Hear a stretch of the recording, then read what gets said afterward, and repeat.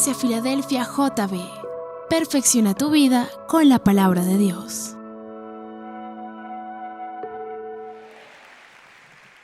Así que ¿están listos para recibir esta palabra? Ojalá nunca la olvide y esta palabra se le convierta en un refrigerio para este año. Cada vez que se sienta angustiado, lea estos dos versículos. Son dos versículos de la Biblia, dos versículos que deben ser el lema de esta iglesia durante este año. Dos versículos que no los puede arrancar de su mente, porque Dios, ojalá se los aprendan de memoria. Dios hará grandes cosas con estos dos versículos en cada familia de esta iglesia. Amén. Esta palabra la he titulado La infinita gracia de Dios. Por favor, proyéctame el título. Allá está en la pantalla detrás de mí arriba. ¿Cómo se llama el tema? La infinita gracia de Dios. ¿Qué es gracia? Un don que no nos merecemos, un regalo. Eso es una gracia, algo que Dios nos da sin merecerlo, una misericordia de Dios.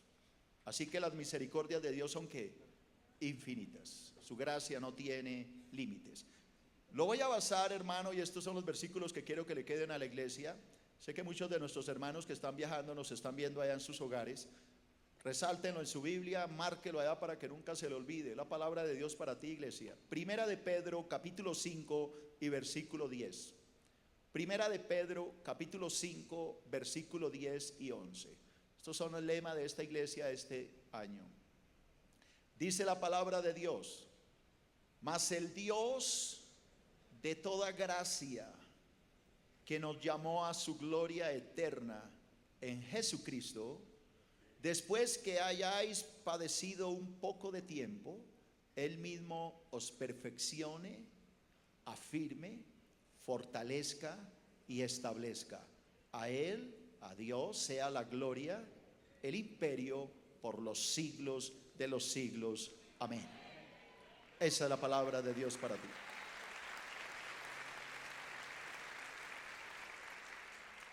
Iglesia, levanta tus manos, cierra tus ojos. Dile: Señor, yo recibo esta palabra que tú le hablaste a mi pastor y la diste a la iglesia. Y yo hoy me aferro a esta gracia. Yo sé que tú me llamaste, Señor, para habitar en el cielo, en la gloria eterna. Sé que he padecido un breve tiempo, pero esto ha tenido una razón. Es que tú me perfecciones, me afirmes, me fortalezcas y ante todo me establezcas en esta iglesia. Hoy me aferro a esta palabra y la hago mía en el nombre de Jesús. Amén y amén.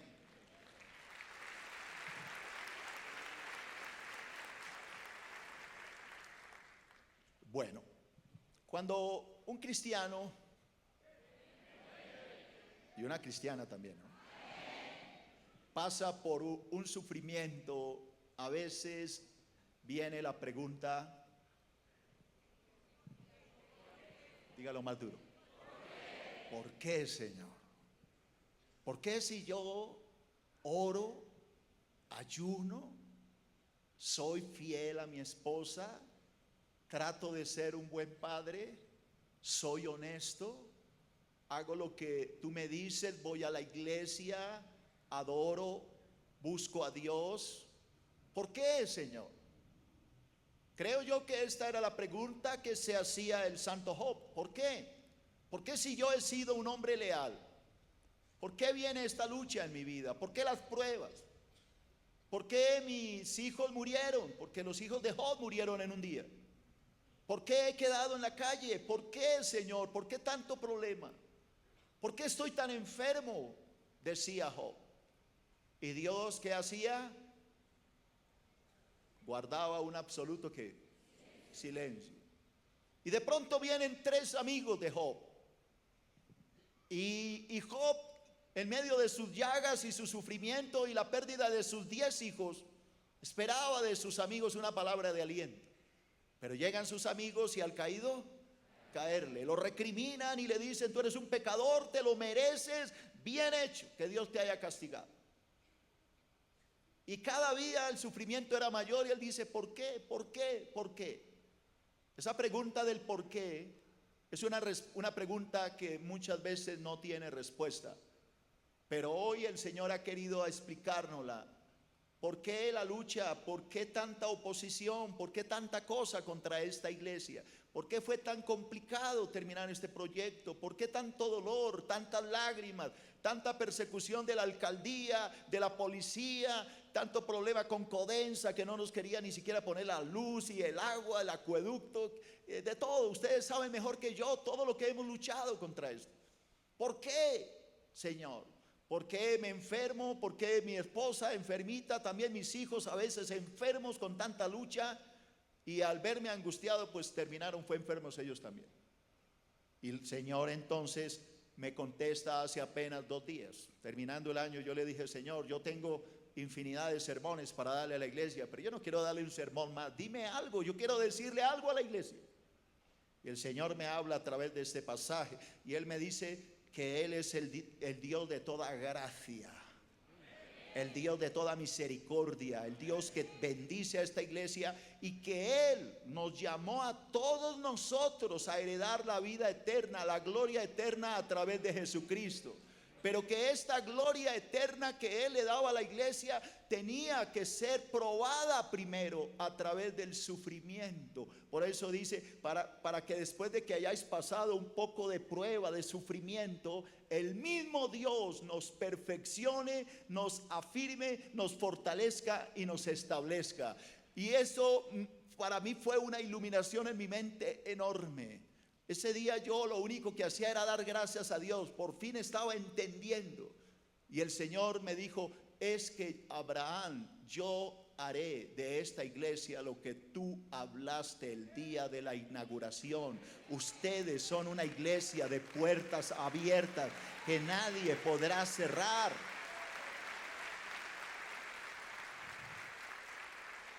Pero me dijo, yo no puedo hacer todo lo que quiero hacer con esta iglesia si primero no la perfecciono.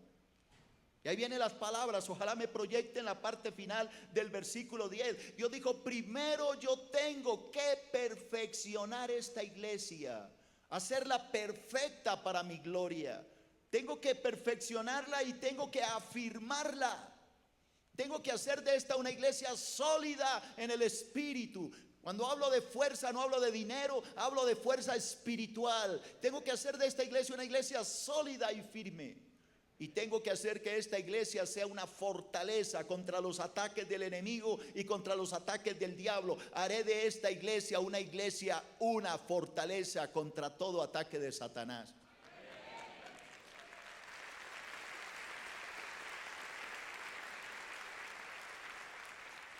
Y la palabra más importante está al final. Haré de esta iglesia una iglesia estable espiritualmente.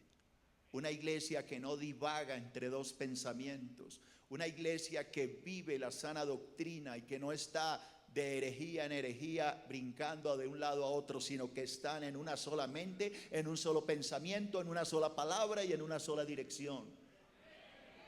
Pero esto no se hace gratis, Abraham. Esto se hace después de que hayáis padecido un poco de tiempo. Tenían que pasar la prueba, para que sometida a prueba vuestra fe, mucho más preciosa que el oro, aunque perecedero, se prueba con fuego, sea hallada en alabanza cuando se manifieste Jesucristo, el Salvador del universo.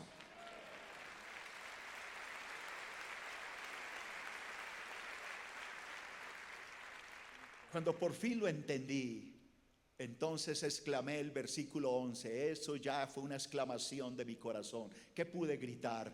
A Él sea la gloria y el imperio por los siglos de los siglos. Amén y amén.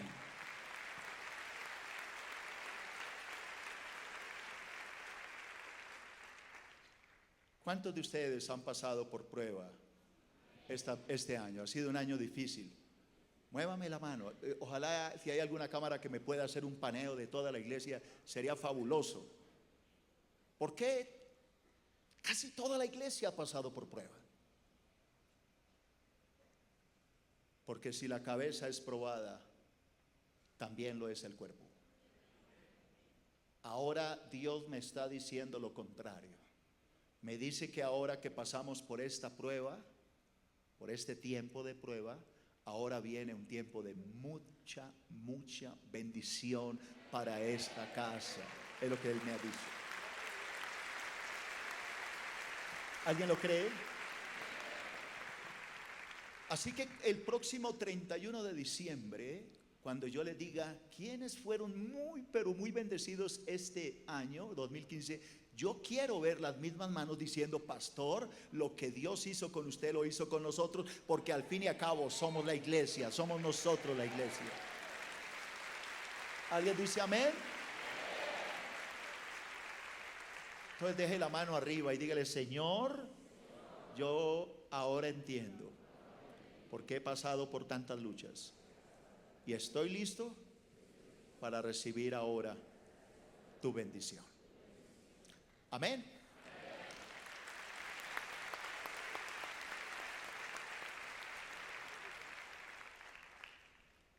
Siempre después de una tempestad, ¿qué viene?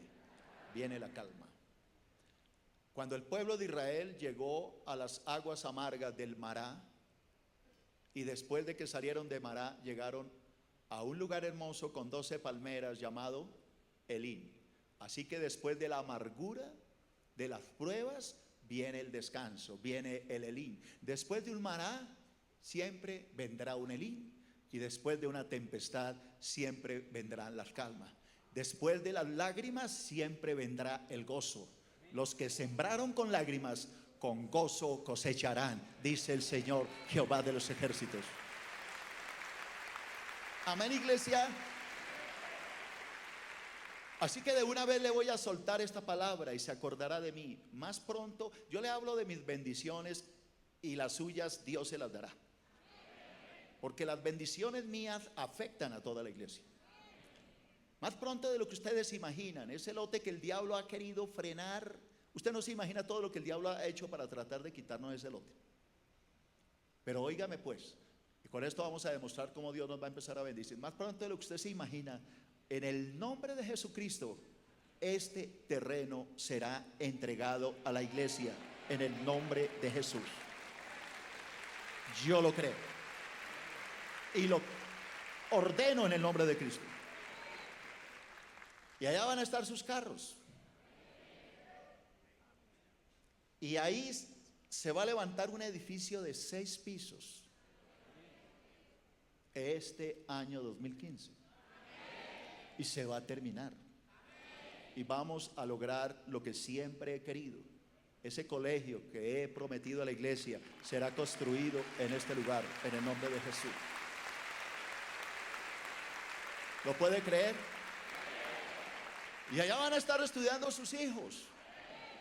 Un colegio hermoso. Tienes que creerlo, iglesia. Y tienes que soltarlo en fe, porque las cosas de Dios se mueven en fe. Así que como yo soy un hombre de fe, yo no he recibido ese lote aún, pero yo ya mandé a hacer todos los planos de ese lote. Eso es fe. Yo me reuní ya con el arquitecto, le entregué mis bocetos, hicimos un contrato, ya lo firmamos y lo mandé a trabajar. Me dijo: pastor, pero es que ese lote no es de ustedes todavía. Le dije: hermano, no es en papeles, pero en el espíritu es nuestro. Así que póngase a trabajar, el problema es mío, usted póngase a trabajar.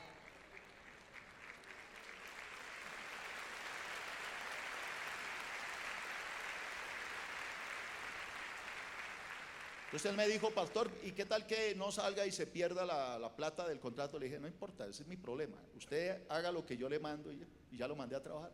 Firmamos ahorita el 20 de diciembre, firmamos el contrato. Le di mis planos porque este auditorio yo lo diseñé y ese lugar también lo diseñé. Entonces, hermanos, créame, si Dios me manda a moverme en el espíritu es porque Dios tiene un año de bendición. Prepárese, iglesia, porque lo que Dios va a hacer con ustedes es enorme. Prepárese, pueblo. Alguien que grite amén. Así que ya teniendo todo en la mente, hablemos rápidamente de este estudio. Le voy a hablar como primer punto en los números romanos de la brevedad de los sufrimientos. Porque sí son sufrimientos, pero ¿son qué? Breves.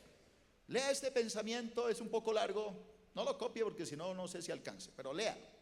Escuche, si comparamos los sufrimientos que experimentamos en nuestras vidas, jamás son comparables con la infinita gracia que recibiremos en el cielo. Los sufrimientos del cristiano son ¿qué? Temporales. Pero la gracia y la bondad de Dios son eternas. Aleluya. Son eternas. Ahora que ya lo entendió, lea Primera de Pedro 5:10, pero la parte inicial hasta donde yo le lea. Escuche, mas el Dios de toda gracia. Mire que Dios es un Dios ¿de qué? De toda gracia.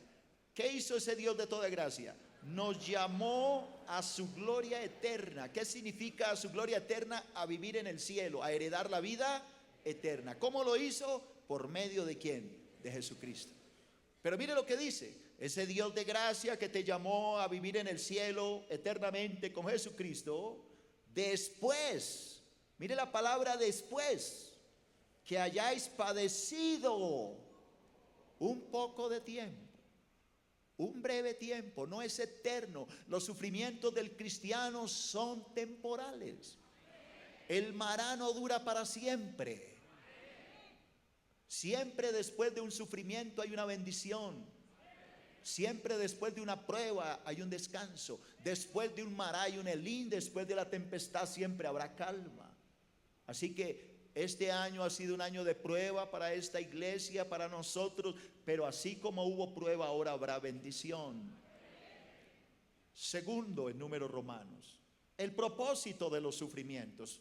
O sea, ¿por qué Dios hizo esto? ¿Por qué Dios lo permite? Y ahora vas a entender muchas cosas. Lee conmigo este pensamiento. Los sufrimientos que como cristianos experimentamos a lo largo de nuestras vidas tienen su razón de ser. Todo lo que le sucede al cristiano fue planeado, nada es al azar.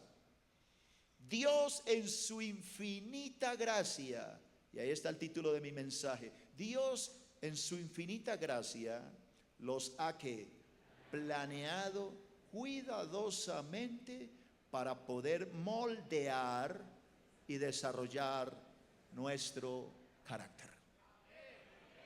Lo que te pasa a ti, las lágrimas que tú has derramado, el problema bancario, la deuda financiera, la enfermedad de tu hijo, de tu hija, de tu esposa, la tuya misma, no fue un accidente. Dios todo lo planea. Dios todo lo tiene trazado.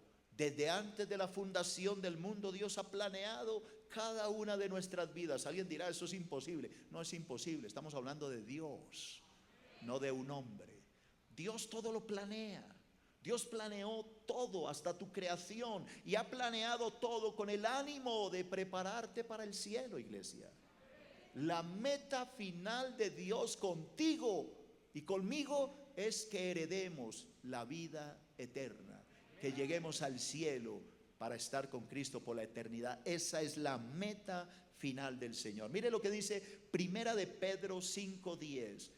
Pero la parte B, ¿qué es lo que Dios quiere hacer a través de todas estas pruebas? El Señor dice que Él mismo, el mismo Dios, los perfeccione, afirme, fortalezca y establezca. Así que yo veo aquí al apóstol Pedro. Hablemos un poco de la historia cuando se escribe esto. El apóstol Pedro, junto con la iglesia del primer siglo, estaba atravesando unas pruebas terribles, persecuciones, muerte, violencia. Hasta el mismo Pedro fue encerrado por Herodes para asesinarlo después de que había matado a Jacobo, otro de los apóstoles. La persecución contra la iglesia era infernal, era terrible. Pero ahí está el apóstol Pablo animando a la iglesia y diciéndole a la iglesia: no temas, no se preocupen, sé que están sufriendo, sé que están pasando por pruebas durísimas, pero hoy quiero decirles, le decía el apóstol Pedro a la iglesia de aquel entonces, hoy quiero decirles que el Señor mismo, ese Dios de toda gracia, que te ha llamado para heredar la vida eterna por medio de Cristo, ese Dios te está probando en el sufrimiento con el propósito de perfeccionarte, con el propósito de afirmarte, con el propósito de fortalecerte, pero ante todo con el propósito de establecerte. Por eso a ese Dios poderoso que ha planeado nuestro crecimiento espiritual, sea la gloria y la alabanza y el imperio por los siglos de los siglos. Amén. Amén, iglesia. Así que yo hoy me siento como un Pedro que ha experimentado el sufrimiento, que ha sido probado en las lágrimas y en el dolor, luchando con una iglesia, sacando adelante un pueblo para el cielo, y el diablo intentando destruirnos por todos los lados, enviando sus agentes demoníacos para maldecirnos, para meternos brujería y cosas por el estilo que ustedes lo saben. Pero ahí está el apóstol Pedro animando a sus ovejas, a las ovejas del Señor que le ha dado pastorear, animándoles y diciendo: no teman, vienen días mejores. Y aquí está un Pedro del siglo XXI diciéndote lo mismo. Dios ha visto tu dolor, Dios ha visto tu prueba, Dios ha visto tu lágrima, y Él te está perfeccionando, afirmando y fortaleciendo y estableciendo para la gloria del Dios Todopoderoso. Todo tiene un propósito.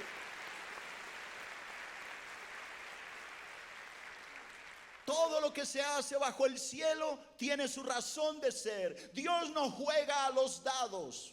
Dios sabe perfectamente lo que está haciendo. Dios no juega al azar, Él sabe para dónde nos lleva. Y lo que Dios tiene para este año es un año de consuelo, un año de bendición, un año de abrazo, de secar las lágrimas, de fortalecernos y de animarnos. Un año donde veremos un crecimiento enorme en todas las áreas espirituales, familiares, económicas y aún numéricas de esta iglesia, porque Dios hará y traerá de todos los rincones de Bogotá los hijos que Él tiene para heredar verdaderamente la vida eterna. A ese Dios sea la alabanza. Leamos estos puntos. Primero, los sufrimientos perfeccionan nuestro carácter. Recuerda que el Señor en esta palabra habla de 4 palabras claves que Él está haciendo. Vamos a aprendérnoslas todos.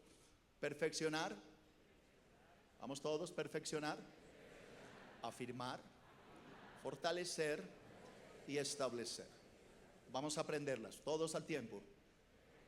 Perfeccionar, afirmar, fortalecer y establecer. Ahora yo no las voy a decir, las dirá usted.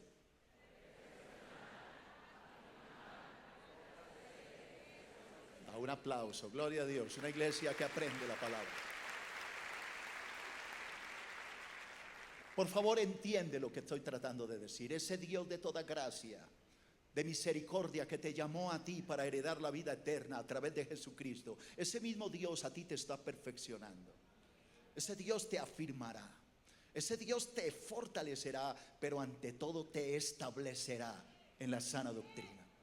Cuando tú estés preparado, es decir, perfeccionado, afirmado, fortalecido y establecido, estarás listo para ir al cielo completamente. Nada interrumpirá que tú puedas heredar la vida eterna. Eso es lo que Dios está haciendo con esta iglesia. No somos una iglesia más del montón. Ustedes, mis hermanos, y yo sabemos que la gran mayoría, lástima, terriblemente, la gran mayoría de las iglesias se han desviado. Ustedes saben que es verdad. Ahora se habla más de dinero que de Dios, se habla más de pactos que de Dios, y ustedes saben que es verdad. Dios está recogiendo iglesias que realmente quieran amarlo, que no estén interesadas en su dinero, que estén interesadas en su salvación. Pero para que una iglesia pueda ir al cielo, primero tiene que ser perfeccionada, afirmada, fortalecida y establecida. Si no hay esos 4 pasos, jamás llegaremos al cielo.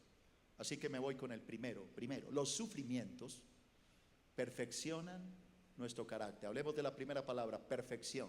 Perfección. Filipenses 1:6. Filipenses 1:6. Lo leemos todos en el nombre de Cristo. Allá está en la pantalla. Bueno, ya va a estar por fe. Ahí salió, ahí está.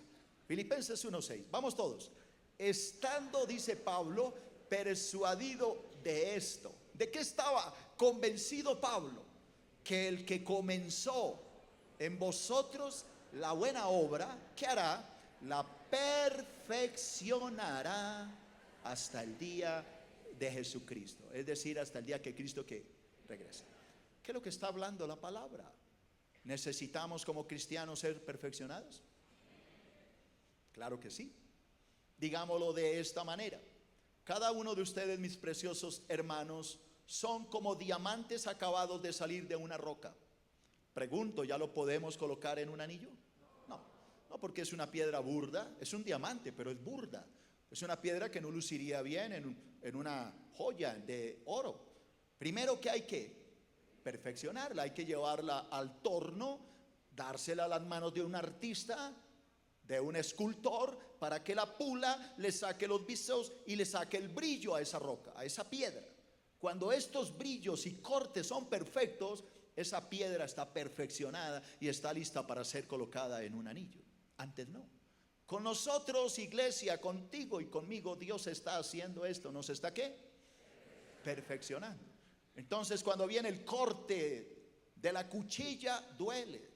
Es ahí que viene la prueba de la enfermedad. Cuando viene el otro corte, viene la prueba financiera. Cuando viene el otro corte, vienen las lágrimas. ¿Me estás entendiendo, pueblo bendito?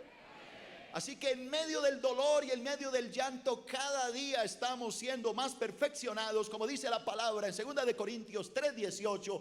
Todos nosotros, mirando a cara descubierta como en un espejo la gloria de Dios, cada día somos transformados de gloria en gloria en la misma imagen de Jesucristo. Cada día nos parecemos más a Él. Yo le traje esta misma cita, pero de la traducción NTV, para que la entienda un poco mejor. Filipenses 1:6. Es otra traducción, el mismo versículo, pero traducido de otra manera. Escuchen.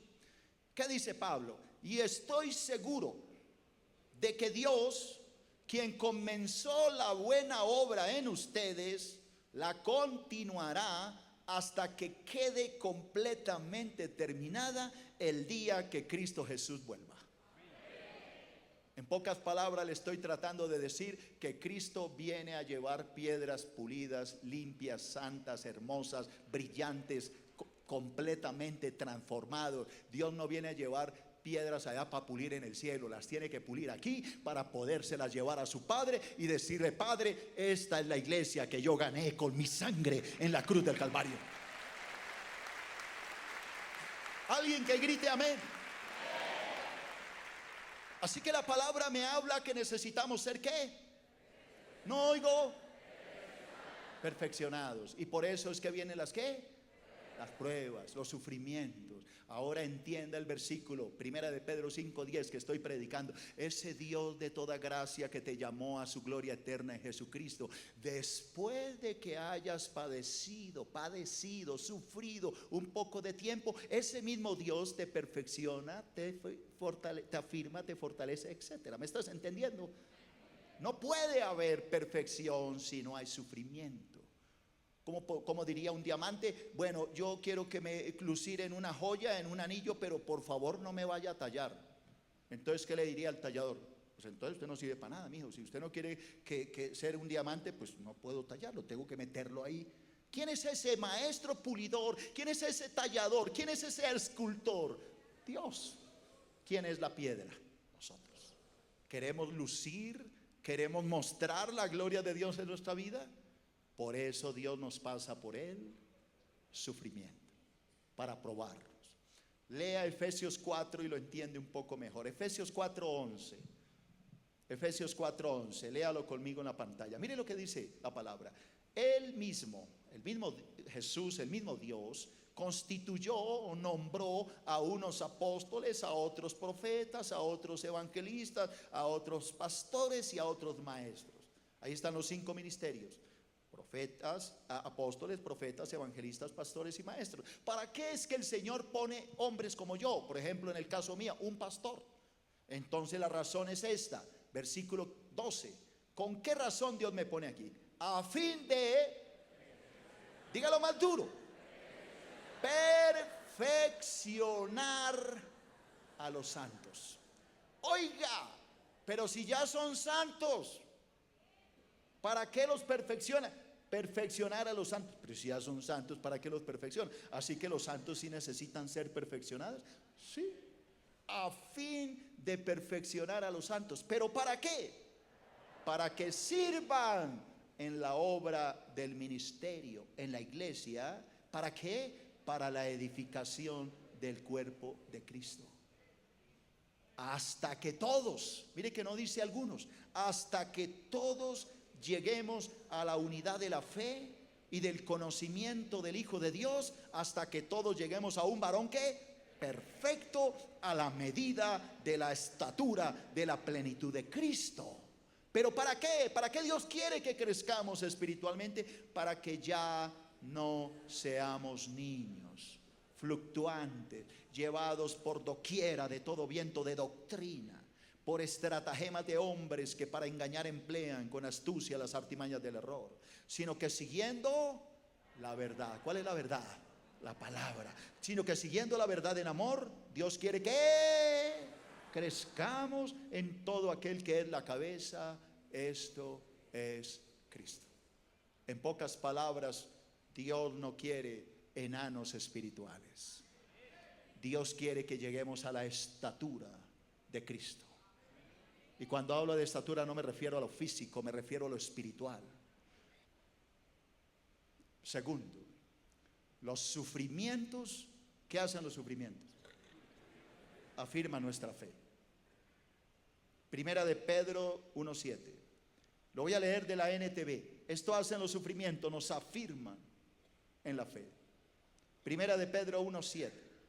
Oiga esto, oiga esta. Usted la sabe de la Reina Valera, pero déjame leerla acá. Escuche, estas pruebas demostrarán que su fe es ¿qué? Auténtica. Oiga, ¿para qué son las pruebas? Para demostrar que nuestra fe es ¿qué?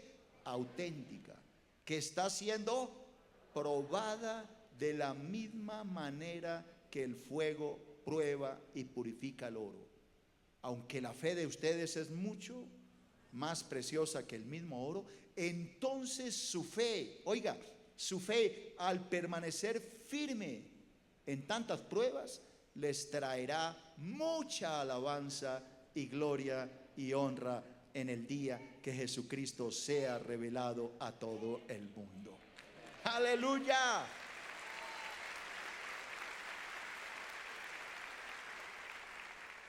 ¿Qué es lo que Dios está haciendo a través del sufrimiento? Entonces viene la segunda palabra, afirmar. ¿Pero qué está afirmando? Nuestra fe. ¿Qué tanto le creemos a Dios? Porque creerle a Dios es muy fácil cuando hay dinero, cuando hay comodidad, cuando el banco tiene plata, cuando no debemos nada, pues es fácil creerle a Dios. El problema es creerle cuando viene la prueba, cuando viene el sufrimiento y cuando viene el dolor. Dios tiene que probar nuestra fe. Tercero, los sufrimientos nos fortalecen, y ahí viene la tercera palabra, fortaleza, nos fortalecen para enfrentar las tinieblas. De nada le sirve a usted, cristiano,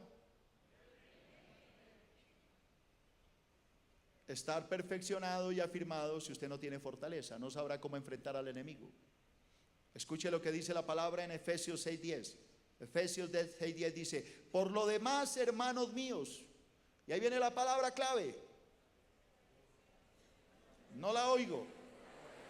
Por lo demás, hermanos míos, fortaleceos en el Señor y en el poder de su fuerza. ¿Cómo debe ser un cristiano? Fuerte. No solo firme, debe ser ¿qué? Fuerte. Vestidos de toda la armadura de Dios, y ahí viene nuevamente la palabra, para que podáis estar ¿qué? Firmes contra las acechanzas del diablo. Porque no tenemos lucha contra sangre y carne, sino contra principados, contra potestades, contra los gobernadores de las tinieblas de este siglo, contra huestes espirituales de maldad en las regiones celestes. Por tanto, como nuestra lucha es contra demonios, ¿qué tenemos que hacer? Tomar toda la armadura de Dios para que podáis resistir el día malo, y habiendo acabado todo, ¿estar qué? Vuelve la palabra, ¿estar qué? Firmes. Y vuelve y repite: estad pues firmes, ceñidos vuestros lomos con la verdad, vestido con la coraza de la justicia, calzados los pies con el apresto del evangelio de la paz, y sobre todo tomad el escudo de la fe, con que podáis apagar todos los dardos de fuego del maligno, y tomad el yelmo de la salvación y la espada del Espíritu, que es la palabra de Dios. ¿Cómo tomo toda esa fortaleza? ¿Cómo me agarro de esa fortaleza? ¿Cómo lo hago? Grítelo. Orando en todo tiempo, con toda oración y súplica en el Espíritu, y velando en ello con toda perseverancia y súplica por todos los santos. Aleluya. Esta es la forma en que Dios va a fortalecer esta iglesia.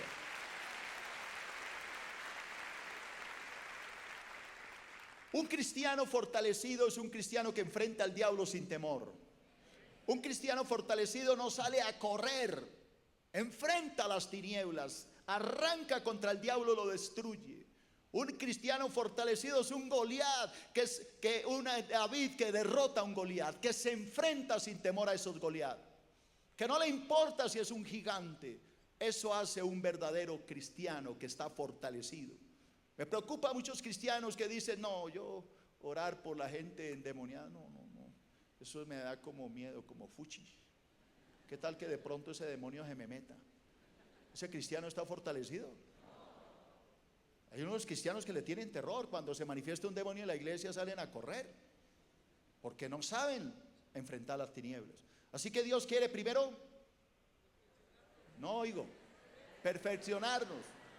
Segundo, afirmarnos. Y tercero, fortalecernos, para que podamos enfrentar las tinieblas. El diablo no podrá contra esta iglesia, dijo el Señor. Nada ni nadie frenará ni cerrará esta casa jamás. Dios está a nuestro favor y nadie podrá contra nosotros. Alguien que diga amén. Somos la iglesia de las puertas abiertas, la que nadie puede cerrar. Dios las abrió y nadie cerrará esta casa. Y cuarto y último, los sufrimientos nos establecen en la sana doctrina. Esta iglesia ya no come cuento tan fácil. Ya no se deja meter los dedos a la boca, porque es una iglesia que está siendo ¿qué? Establecida. Voy a mostrarle a ver si me entiende. Primera de Juan 4:1. Primera de Juan 4:1. Voy a leerle de la NTV. Mire lo que dijo el apóstol Juan. Queridos amigos, oiga, no les crean a todos los que afirman hablar de parte del Espíritu. Oiga lo que está diciendo. Está hablando a los hijos de Dios. Queridos amigos, no coman cuento. Esto sería una traducción abrahámica. No le crean a todos los que afirman que hablan de parte del Espíritu Santo. No les crean. Más bien, póngalos a prueba para averiguar si el espíritu que tienen realmente proviene de Dios. ¿Por qué? Porque muchos falsos profetas hay en el mundo. ¿Muchos qué? Falsos profetas hay en el mundo. Ahora sí, ¿qué más? Ahora no son solo profetas, ¿son qué? Apóstoles. Apóstoles y la compañera, la profeta. Ahora es la moda, ¿no? Entonces la palabra de Dios me dice que Dios los pasa por el sufrimiento para podernos establecer. ¿Por qué? No entiendo esto. Pues Dios me lo explicó. Cuando un cristiano está probado, está en lucha, está en angustia, está llorando, tiene enferma la hija, la mamá, la esposa, qué sé yo, las deudas, todo eso, es cuando el cristiano más se mete con la palabra. Es ahí cuando va a la Biblia: Señor, explícame. Y es ahí cuando por fin la leyó por primera vez, tratando de encontrar la respuesta. Así que sin darse cuenta, a través del sufrimiento, el Señor lo está ¿qué? Estableciendo. Establecer significa pararlo firme, que no se mueva, que no esté hoy aquí y mañana allí, y después con esta doctrina, y después con una colita tocando campanitas, Krishna, Krishna, Krishna. Que no esté hoy aquí y mañana adorando un ídolo, poniéndole una velita. Que no esté aquí y mañana donde el indio amazónico que le dé un rieguito, una agüita. El cristiano afirmado a través del sufrimiento es inconmovible. Nadie lo mueve de la roca. Amén. Jesús lo explicó de esta manera. Jesucristo dijo: ustedes, mis verdaderos discípulos, son como la casa que fue edificada en la roca. Vinieron vientos, soplaron vientos, vino las olas, golpearon contra la casa y la casa no se cayó, porque estaba cimentada, estaba establecida firmemente sobre la roca. Pero los falsos cristianitos que hoy están aquí, que mañana están allí, que comen cuento a todo el que le diga, entonces son como los que fueron edificadas en la arena. Vienen las olas, viene el problema y entonces ya no son cristianos. ¿Cuántas personas conocen ustedes que un día dijeron somos cristianos y hasta hicieron la oración de fe y hoy están en el mundo? Conozco algunos que tocaron en esta iglesia, que tocaron una guitarra eléctrica y hoy retrocedieron y están en el mundo. Tengo algunos jóvenes que se volvieron ahora judíos, volvieron al judaísmo. Todo porque en Israel les ofrecieron comodidad y entonces se acomodaron al mundo y algún día tocaron aquí, alabaron a Dios, y yo digo, esto no tiene sentido. Nunca fueron, ¿qué? Dígalo, establecidos, nunca fueron afirmados. Por eso el sufrimiento es necesario. Yo sé que a nadie nos gusta, pero el sufrimiento es necesario. Primera de Timoteo 4:1. Voy a leerlo de la NTV. Ahora bien, dice este versículo, ahora bien, el Espíritu Santo, no yo, el Espíritu Santo nos dice claramente que en los últimos tiempos algunos apostatarán de la verdadera fe, de la fe verdadera, o sea, negarán lo que creyeron, se fueron para atrás, echaron reversa. Seguirán espíritus engañosos y enseñanzas que provienen ¿de qué? De demonios. Eso dice la Biblia. Va a llegar el día en que muchos que fueron un día creyentes se irán para atrás. Creían. Ahora, no estoy diciendo que fueron salvos, creían, porque los demonios también creen. Estos creían, pero ahora le creen más al hombre. Entonces el hombre les dice que hay que pactar, ellos pactan. El hombre le dice que cuando esté predicando salga a correr y eche billetes en una cajita para sellar la palabra. Ellos corren porque creen lo que le dice el hombre. No sé si me está entendiendo. El hombre les dice que tienen que marcar el teléfono rápido antes de que el ungido de Jehová suelte la bendición. Entonces marca ahora y él corre, porque es lo que le enseñan. Él se mueve bajo la dirección de un hombre. ¿Alguien me entiende? No son establecidos. El día menos pensado le golpean a la puerta a ese creyente y le traen una atalaya y le dicen: hermano, vengo a hablarle de Jehová, yo soy testigo de Jehová. Y el hermano se volvió testigo porque no está afirmado, no conoce la doctrina, no conoce la palabra. Oseas 4:6 dice: mi pueblo se perdió porque le faltó conocimiento. Ustedes no pueden decir que en esta iglesia no son adoctrinados. Ustedes en esta iglesia están siendo, primero, perfeccionados, afirmados, fortalecidos, pero ante todo establecidos en la santa palabra del Creador. Alguien que grite amén. Recuerda que puedes seguirnos en las redes sociales a través de Facebook, Twitter y en nuestro canal de YouTube. Búscanos como Iglesia Filadelfia JB.